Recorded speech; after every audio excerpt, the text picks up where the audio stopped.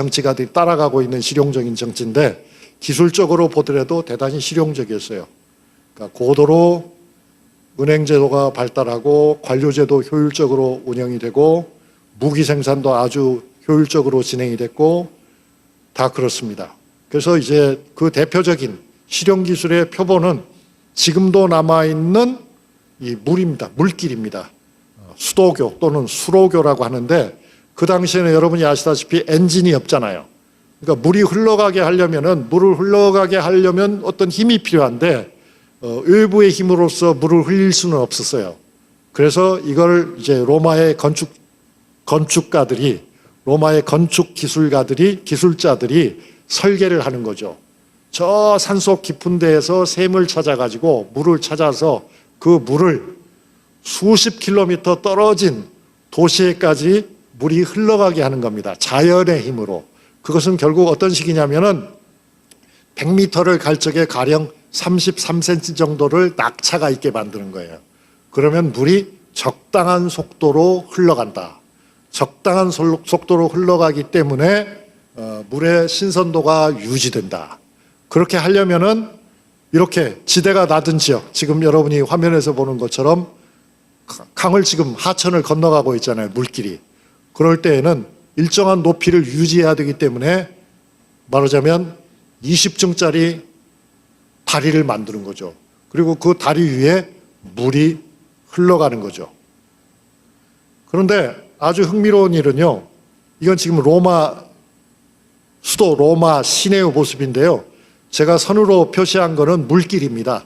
그리고 굵은 선으로 표시한 것은 큰 물길이고요. 좀 작은 선으로 쳐진 것은 작은 물길입니다. 로마 곳곳에 시민들에게 물을 공짜로 공급해야 돼요. 왜냐하면 그 가난한 사람들이 물을 돈 주고 사 먹을 수도 없고요. 그 사람들이 만약에 샘을 파서 먹어야 되게 되면은 위생이 보장이 안 되잖아요. 그러니까 이제 이런 점에서는 유럽의 도시들은 로마만 그랬던 것이 아니라 이미 고대 오리엔트에서 등장한 도시들부터 도시를 만들 적에는 도시민들이 쓸 수 있는 식수를 도시민들이 사용할 수 있는 물을 공급을 해야 되는 거예요. 그건 공짜로 공급을 해야 되는 거예요. 그러니까 우리가 도시를 만드는 것과 서양 사람들이 도시를 만드는 방법은 근본적으로 달랐죠. 우리는 도시라 하더라도 어느 정도는 밀집된 자연 촌락의 형태를 유지했는데 유럽 사람들이 도시를 만들 때에는 이미 한계를 정하고서 그 한계치 안에서 사람들이 사용할 수 있는 물을 어디서 끌어오는가를 충분히 고려해서 굉장히 비싼 수로를 건설하고 시작을 했다. 그런데 이렇게 수로를 만들어 놓으니까 좋은 점은 있었어요. 좋은 점은 뭐냐면 물이 흘러가잖아요. 그러면 여름에 냉각 효과가 나타나요. 뜨거운 여름에. 로마는 여름이면 덥습니다. 겨울이면 춥지만요. 우리나라 서울보다는 물론 춥지 않죠. 지중해성 기후니까요. 그런데 어쨌든 그런 물길을 통해서 기온이 좀 낮아지는 효과도 있고요. 공기가 순환하게 됩니다. 그래서 도시의 오염을 좀 줄일 수도 있습니다. 이제 그런 가운데에서 그 물을 이용해서 로마의 복지 정책 가운데 하나의 특별한 것이 우리가 누구나 다 아는 로마의 목욕탕이죠. 이 로마의 목욕탕은 온탕도 있고 냉탕도 있고요. 여기는 전부 다 공짜였습니다. 이 전부 공짜일 수밖에 없는 거는 이거는 어찌 보면 당연한 것입니다. 아까 말씀드린 것처럼 로마인의 대부분은 어때요? 월세 생활을 하고 있잖아요. 최극빈자로서 생활하고 있잖아요. 그 사람들이 만약에 씻을 수 없으면 어떻게 되겠어요? 그 냄새, 그 위생, 이건 엄청난 문제가 되는 거죠. 그래서 목욕탕을 동네마다 여러 개씩 지어가지고 모두가 다 공짜로 이용하게 했다. 그런데 이 목욕탕의 청결 상태는 사실은 지극히 불량했습니다. 그래서 많은 사람들은 목욕탕에 가서 병을 얻어오는 일이 많았다고 합니다.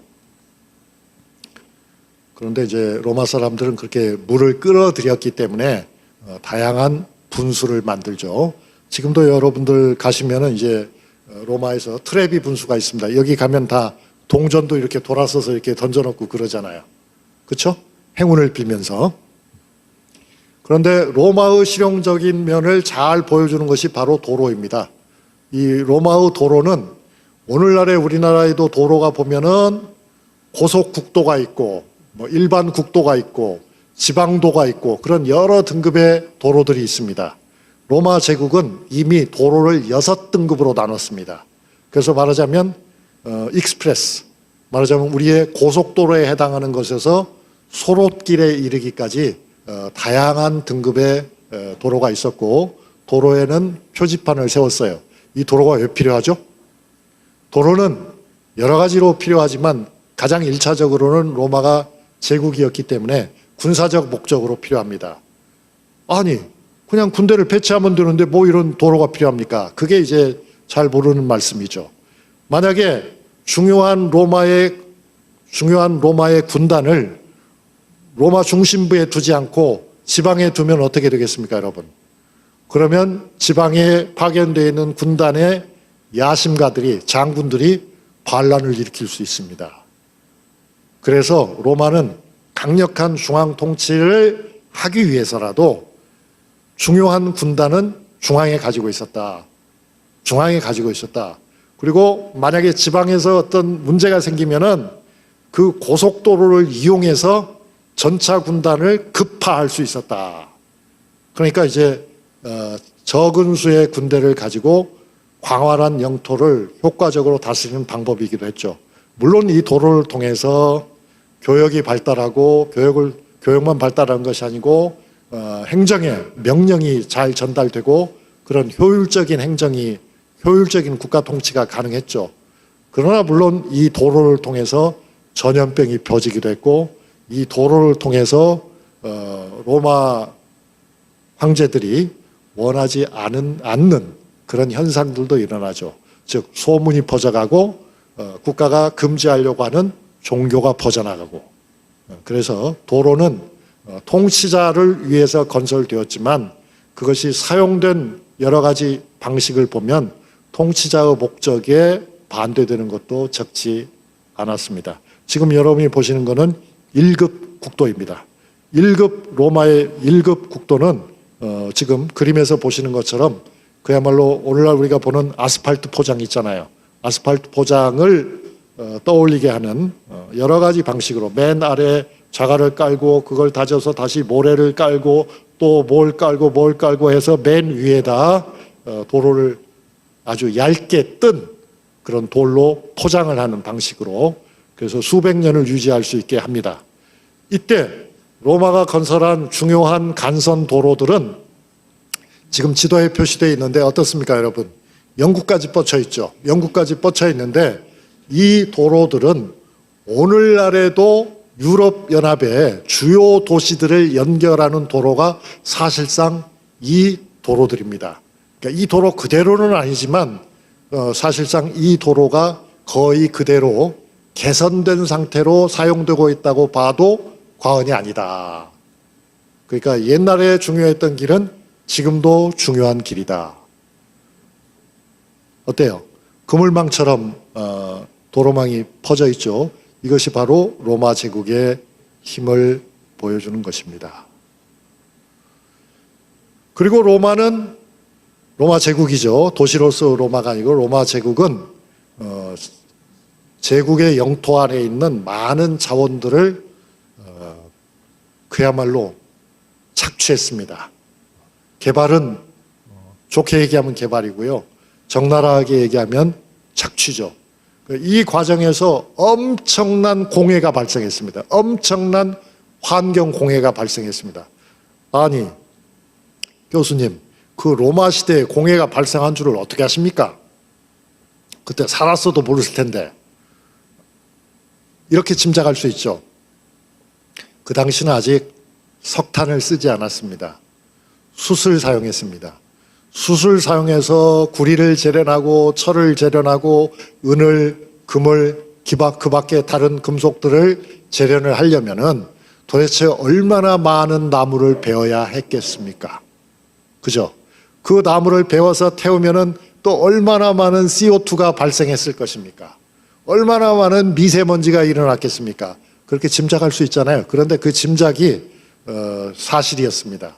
그거는 이제 요즘에 자연과학자들이 연구를 한 겁니다. 북극에 얼음이 있지 않습니까? 지금 녹아내리고 있는 그 얼음이 있지 않습니까?